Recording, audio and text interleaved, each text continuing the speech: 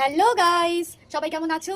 তো দেখো, আজকে আমরা বাড়িতে পতাকা তুলবো। তোমরা অনেকেই তুলেছো, মানে বেশিরভাগ লোকই তুলেছো। তো এই দিনটাতে যেন বাচ্চাবেলার কথাগুলো খুব ভালো করে বেশি করে মনে পড়ে যায়। সেই স্কুলে যাওয়া, পাড়ার ক্লাবে দাঁড়িয়ে সেই লজেন্স নেওয়া, খুব ভালো দিন ছিল। এখন তো অনেকটাই মাপে কমে গেছে।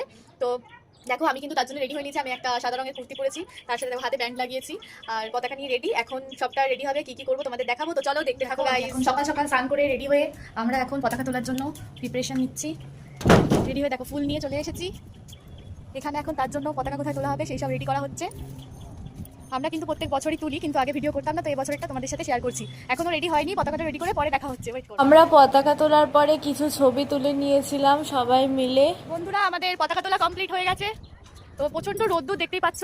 তো সকলে কে কি করলে জানিও। চলো ভিডিওটা এখানেই শেষ করছি।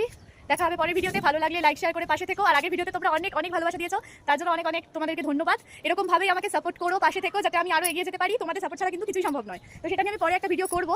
আজকের জন্য এখন টাটা, দেখা হচ্ছে পরের ভিডিওতে। Tata, bye bye.